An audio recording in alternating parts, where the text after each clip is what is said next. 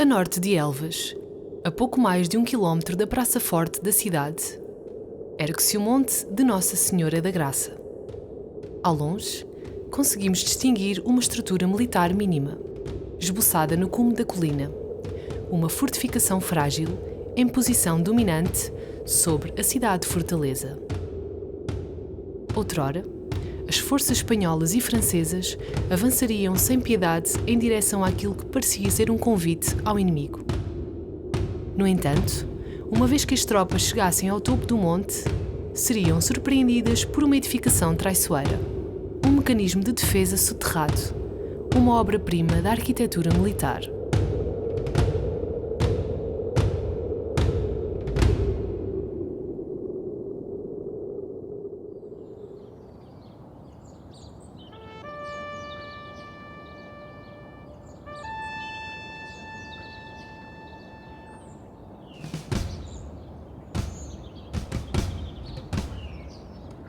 Há muito tempo atrás, ainda Elvas era uma pequena vila da raia alentejana e já as suas muralhas dominavam a paisagem. Durante séculos, foi sendo construída uma fortaleza indestrutível, que se tornou no palco de muitas das batalhas decisivas para a independência de Portugal.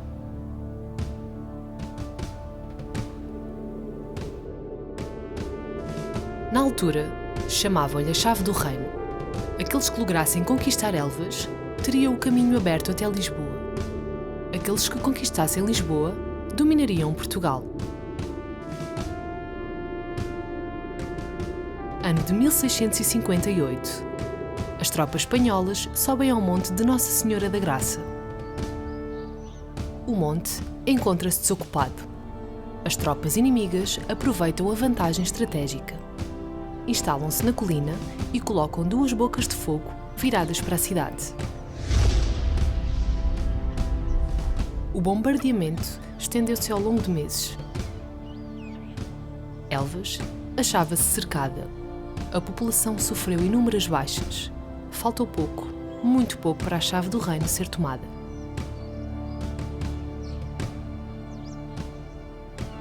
No dia 14 de janeiro do ano seguinte, o exército português reunido em Estremoz rompeu as linhas das trincheiras espanholas numa missão de socorro memorável. Um marco no teatro de operações contra o inimigo que ficou conhecido como a Batalha de Linhas de Elvas. Um século depois, durante a Guerra dos 7 Anos, a cidade voltou a ser sitiada. Após este episódio, o rei de Portugal e os responsáveis militares do reino tomaram medidas de ação. O Monte da Graça não voltaria a ser tomado.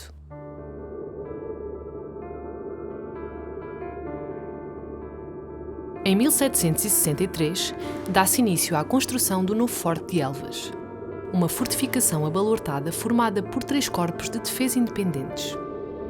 Desenhada para fazer frente ao desenvolvimento da artilharia móvel, que veio a pôr em causa o sistema tradicional de defesa. A obra é da autoria de um especialista militar e político alemão, enviado pela coroa inglesa com o objetivo de reorganizar as tropas portuguesas e planear o melhoramento das praças de guerra. O seu nome era Guilherme de Schaumburg-Lippe. Em Portugal era conhecido como o Conde de Lippe. A obra durou 30 anos. Cerca de 6.000 homens passaram a trabalhar diariamente na construção do forte. Longe de casa, os trabalhadores foram levados a construir uma área habitacional nos arredores da Serra da Graça, dando assim origem à povoação do Vedor.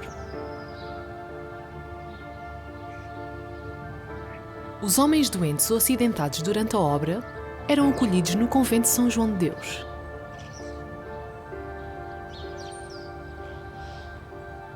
As obras estavam a cargo do coronel Valéry, engenheiro militar e hidráulico, e graças à sua metodologia de trabalho e capacidade de adaptação aos parcos recursos da região, a fortaleza desenhada pelo Conde de Lippe foi erguida sem contratempos.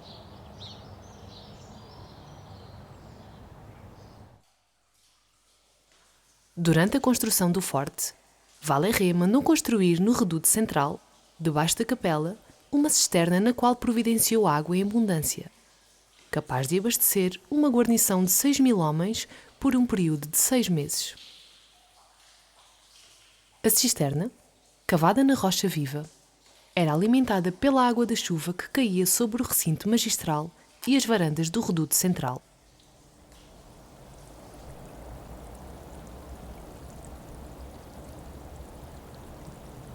Por toda a fortificação existem pequenos buracos quadrangulares que permitiam a drenagem da água que era escoada para o fosso principal e para as imediações da fortaleza.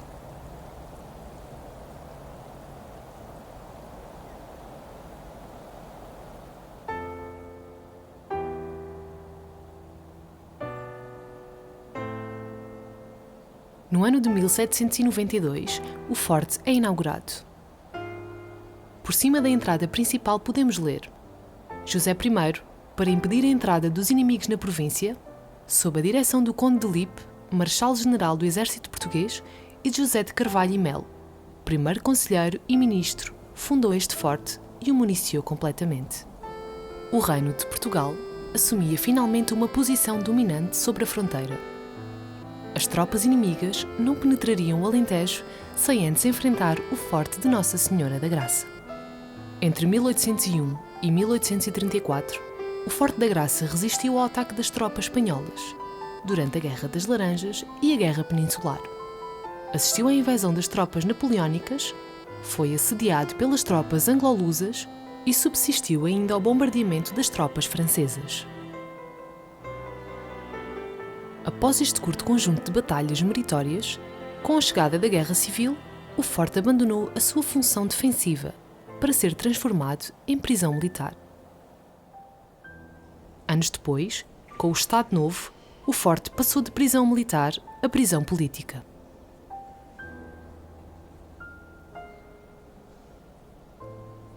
Foram muitos os que por aqui passaram, encarcerados e guardas prisionais, militares condenados por desobediência, desertores, refratários.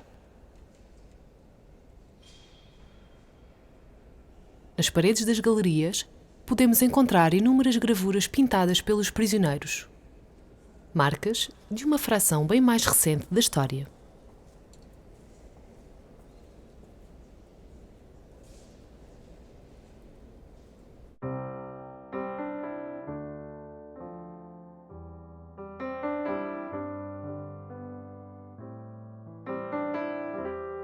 Os anos passaram e o forte foi desocupado. O peso do tempo caiu sobre a fortificação abaluartada e alastrou-se pelas suas divisões, pelas suas fachadas.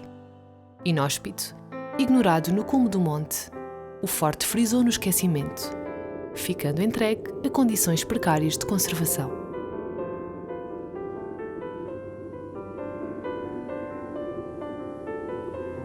Mas em 2014 voltou a ser ocupado. Mais de 300 trabalhadores dão início ao projeto rigoroso de recuperação e requalificação da fortaleza setecentista. Os homens dispõem-se pelas 3 linhas defensivas do forte. O caminho coberto é invadido, os revelins cercados e os baluartes ocupados.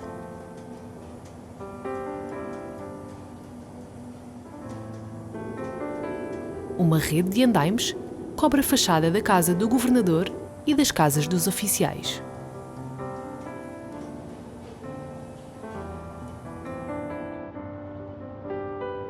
O trabalho de conservação e restauro é minucioso. Empregando os materiais usados na obra original, alça-se uma ponte para o passado que nos permite revisitar o Forte da Graça e a fundação de uma organização que assistiu a muitas transformações históricas.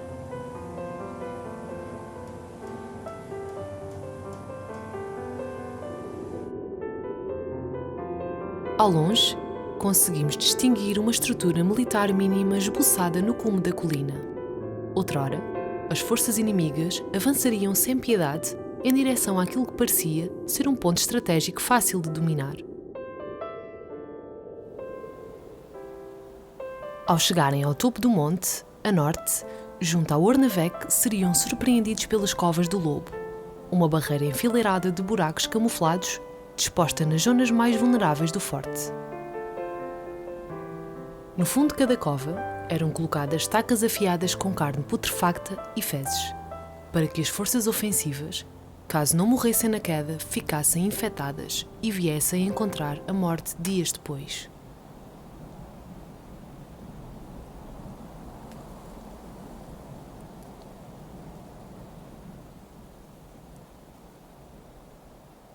No topo do Ornavec estavam instaladas as bocas de fogo que disparavam sobre o parapeito e impediam o avanço das hostes.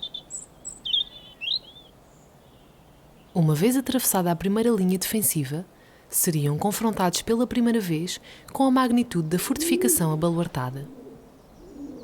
Uma estrutura subterrânea cujo fosso principal se encontra escavado no afloramento rochoso.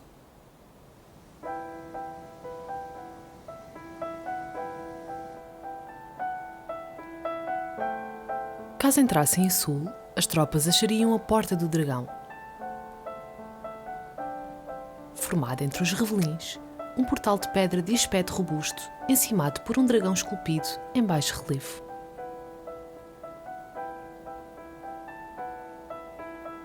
O recinto magistral ergue-se sobre a vista dos homens. Um quadrado de 150 metros de lado, completado por 4 baluartes pentagonais nos vértices e 4 revelins que cobrem as cortinas. Sobre cada baluarte distingue-se um conjunto de habitações que serviam de acomodações para os oficiais.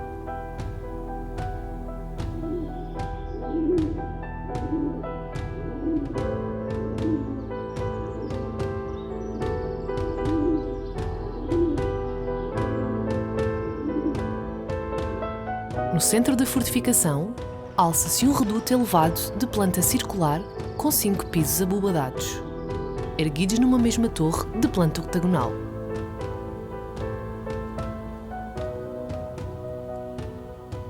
O primeiro piso tem 2 corredores correspondentes à antiga capela, que se unem debaixo de uma mesma cúpula, com 4 tribunas elípticas.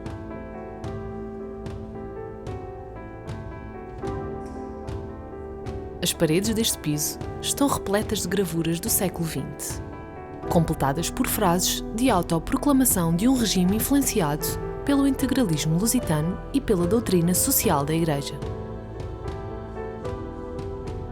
Por cima do piso utilizado como hospital militar, existe um terraço através do qual se acede à casa do governador, o ponto mais alto da praça onde eram exercidas as funções de comando e de domínio visual sobre a frente inimiga.